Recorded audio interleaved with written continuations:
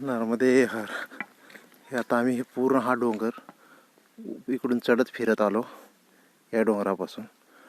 आता इथून पुढे हा डोंगर असा फिरत इकडे जाणार आहोत या रोडने. परत असा वेढा घालून त्या डोंगराच्या पलीकडे दाखवलेत.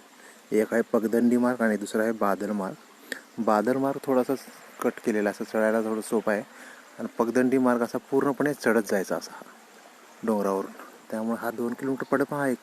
पण हा रस्ता कसा थोडंसं इझी असल्यामुळे बादल मार्गेच आम्ही जाणार आहे. आणि इकडं बघा सुंदर आवाज.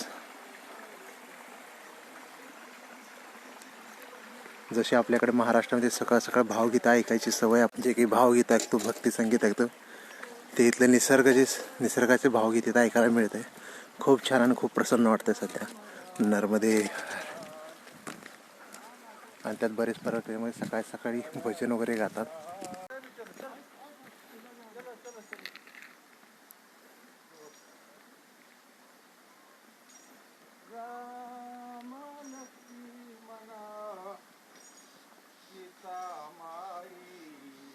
परिक्रमामध्ये परिक्रमांच्या भजनाला जे संगीताचं जोड दिलं ते जरा निसर्गातले आवाज देतात. जसं झुळझुळणारा पाण्याचा आवाज, पक्ष्यांचं मधुर आवाज, ह्याला संगीत भेटतं आणि आणखी भजन ऐकायला सुंदर वाटतं. नर्मदे हर. असं चालू आहे या रोडनं, जिकडं पूर्णपणे दरी आहे. आणि आम्ही हा पलीकडचा डोंगर क्रॉस करून अलीकडे आलो आता आम्ही हा डोंगर. आणि आता असा फिरत आलो आम्ही. आता परत हा फिरून हा डोंगर आम्हाला पार करायचा पलीकडे, जसे वळणं देत.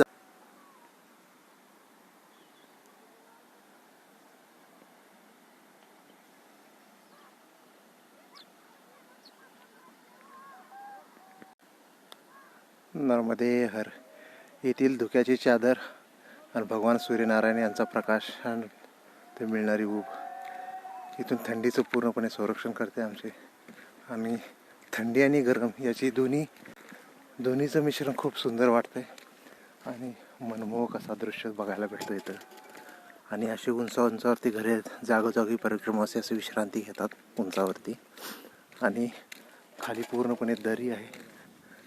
नर्मदे हर येथील घरांची जी बांधकाम शैली आहे ती कौलारू आहेत, जे की पाणी लवकर उतरण्यासाठी. आणि त्याजवळ असे डोंगरावरती तिथली घरं आहेत. त्याचं वैशिष्ट्य म्हणजे त्यांचं म्हणणं आहे की खाली झाडीमध्ये वन्यप्राण्यांचा वास्तव असू शकतो, दरीमध्ये वन्यप्राण्यांचं वास्तव असतं. त्यामुळे वरती घरं बांधतात आणि घरी बांधून साईडने असे पूर्ण कुंपण बांधतात, जे की आतमध्ये शिरकाव व्हायला नको प्राण्यांचं. त्यामध्ये प्राण्याचं संरक्षण पण होतं त्यांचं प्राण्यांपासून. आणि ते सकाळून वरून पाहतातही की सुरक्षित वगैरे, मगच बाहेर वगैरे पडतात. आणि मग त्यांची जनावरे वगैरे बाहेर घेतात. नर्मदे हर. नर्मदे हर. एवढ्या जंगलात सुद्धा वास्तव्यास लोक आहेत आणि ते त्यांची जनावरं घेऊन पण थांबतात. अशी तटबंदी आहेत घराभोवती बांधलेले, जे की खाली दरी आहे, तिथून यायला आडोसा होतो त्यांना. आणि इकडे वेगळी शेतीही करतात तिथे, जे असे डोंगराला बांध घालतात आणि बांध घालून मध्ये शेती करतात, ज्यामध्ये बाजरीचे विशेष करून पीक घेतले जातं इथं. बाजरी, तांदूळ, गहू, हरभरा, जे दैनंदिन लागणाऱ्या गोष्टी आहेत त्याचं जास्त करून शेती केली जाते. नर्मदे हर. आता आम्ही या डोंगरावरती पोचलो आहे. इथं हा पाडा आहे, जिथं 4-5 घरे आहेत लोकांची. आता यामध्ये ही जी महिला आहे हे असं पाणी नेते. हे ॲक्च्युली पाणी त्यांना खालून दरीतून आणावं लागतं. इथून दरीतनं खालून पाणी आणावं लागतं. म्हणजे जवळजवळ या मार्गे उतरून ते खालून पाणी आणतात, कारण यांना पाण्यासाठी वरती सुविधा नाही आहे. तर पाण्यासाठी खाली जावं लागतं त्यांना. आणि हेच पुढे परिक्रमावासींसाठी सुद्धा पाणी. नर्मदे हर. आणि लाईटीची सुविधा आहे, ते खांब आलेले आहेत. म्हणजे शासनानं तेवढी काम चांगलं केलेलं आहे लोकांसाठी. नर्मदे हर.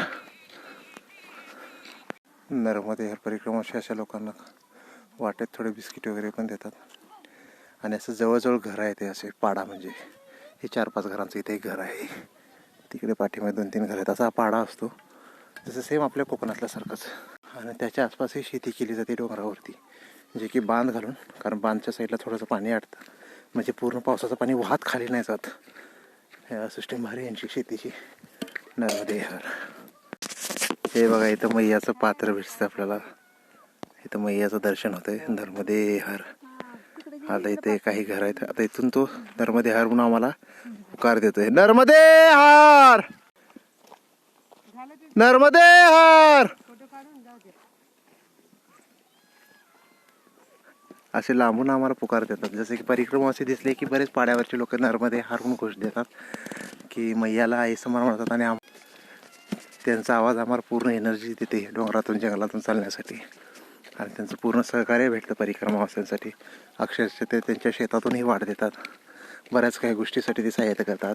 जागोजागी पाणी आणून देतात. नर्मदे हर. आता डोंगराचा भाग थोडासा संपला. आता थोडंसं परत झाडी लागणार आता पुढे. आता ही आता उतरंडी चालू झाली आमच्यात. आम्ही वरती डोंगरावरती आलो. आता डोंगर क्रॉस करत आता उतरायला चालू झाले आमच्या आता. नर्मदे हर, नर्मदे हर. इथे काही गाढवं दिसतात.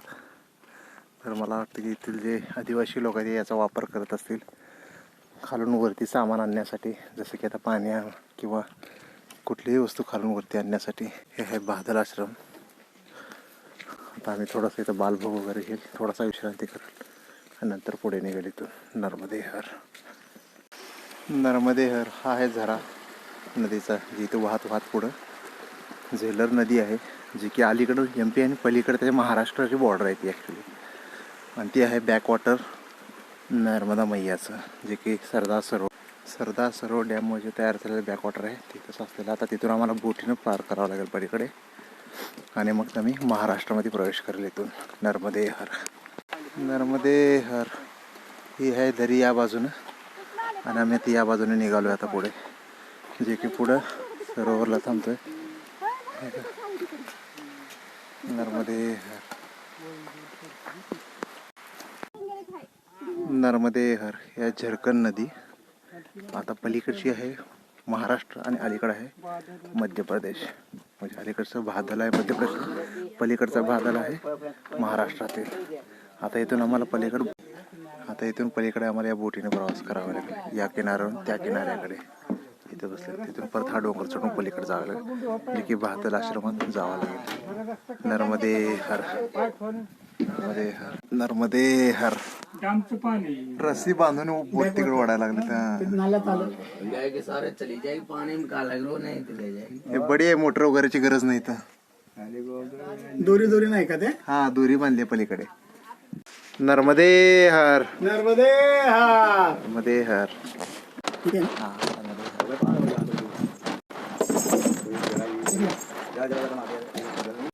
नर्मदे हर ही आहे हेलिकॉप्टर बोट. यातून आम्ही आता आलो आरपार. इसका इंजिन याचं इंजिन खराब झाल्यामुळे ते इथे वापरत आहेत सध्या.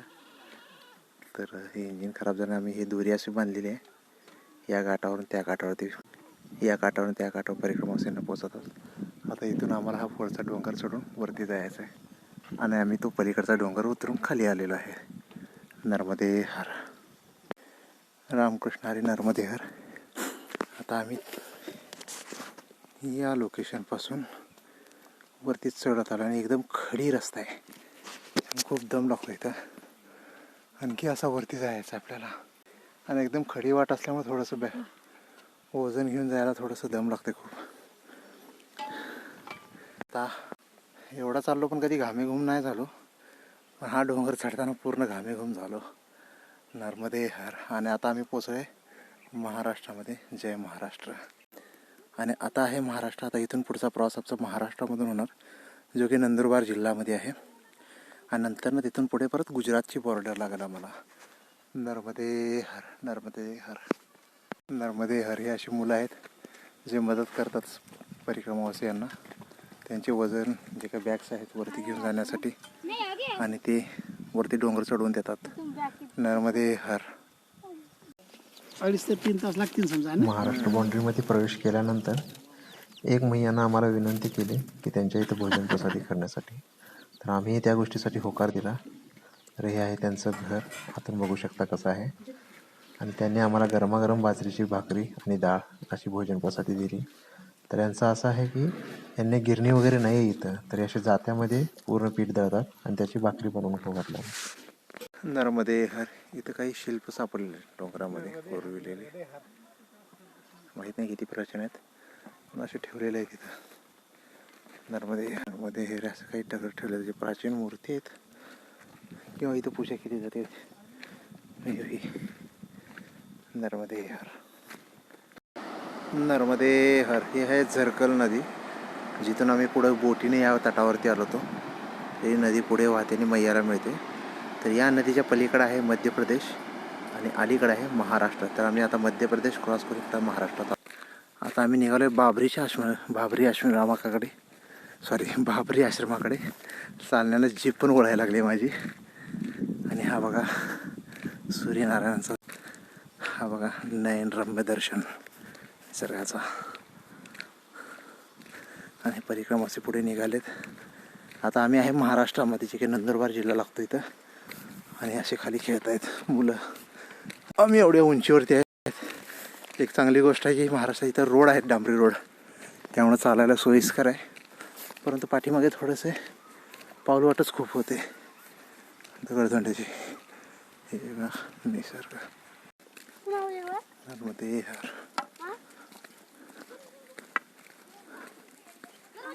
किती सुंदर नजारा आहे. नर्मदे हर. रामकृष्ण हरी नर्मदे हर. शेवटी आम्ही आत्ता पोचलो बाबरी आश्रमला.